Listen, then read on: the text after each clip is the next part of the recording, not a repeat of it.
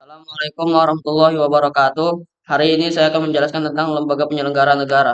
Lembaga penyelenggara negara adalah pejabat negara yang menjalankan fungsi eksekutif, legislatif, atau yudikatif, dan pejabat lainnya yang fungsi dan tugas pokoknya berkaitan dengan penyelenggaraan negara sesuai dengan ketentuan peraturan perundang-undangan yang berlaku. Para penyelenggara negara merupakan perwujudan kedaulatan rakyat. Kedaulatan dapat dipahami sebagai kekuasaan tertinggi atas pemerintah negara. Eksekutif, legislatif, dan yudikatif merupakan bagian dari doktrin trias politika. Secara sederhana, trias politika sebagai trias politika sebagaimana dijelaskan Kamus Besar Bahasa Indonesia adalah pengelompokan kekuasaan negara atas kekuasaan legislatif, kekuasaan yang membuat undang-undang, kekuasaan eksekutif, kekuasaan yang melaksanakan undang-undang, dan kekuasaan yudikatif, kekuasaan yang mengadili.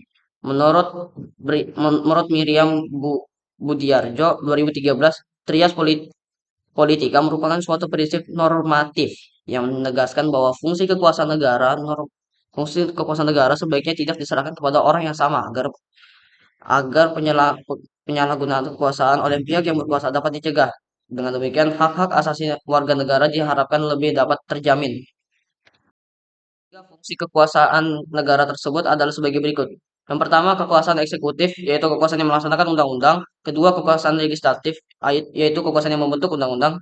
Yang ketiga, kekuasaan federatif, yaitu kekuasaan yang melakukan perserikatan, aliansi, dan segala kegiatan dengan pemerintah luar negeri. Menurut Mostes Montesquieu dalam buku De Esprit des Lois yang terbit pada tahun 1748 menyatakan bahwa kekuasaan negara perlu dibagi atas tiga kekuasaan. Tiga, yaitu sebagai berikut: kekuasaan eksekutif, legislatif, dan yudikatif. Kekuasaan eksekutif yakni kekuasaan untuk melaksanakan undang-undang, kekuasaan legislatif yakni kekuasaan untuk membuat atau membentuk undang-undang, kekuasaan yudikatif yakni kekuasaan yang mempertahankan undang-undang termasuk kekuasaan untuk mengadili setiap pelanggaran terhadap undang-undang. Hari ini saya akan menjelaskan tentang tiga kekuasaan tersebut. Yang pertama, kekuasaan eksekutif, yaitu kekuasaan eksekutif adalah kekuasaan yang menjalankan undang-undang dan menyelenggarakan pemerintah. Kekuasaan ini dipegang oleh presiden sebagaimana ditegaskan dalam pasal 4 ayat 1 Undang-Undang Dasar Negara Republik Indonesia tahun 1945, yaitu Presiden Republik Indonesia memegang kekuasaan pemerintah menurut Undang-Undang Dasar. Menurut pasal 17 Undang-Undang Dasar Republik Indonesia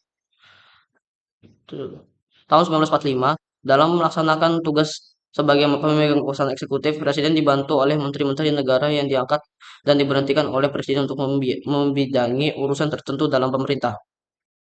Kedua, kekuasaan legislatif. Kekuasaan legislatif adalah kekuasaan untuk membentuk undang-undang.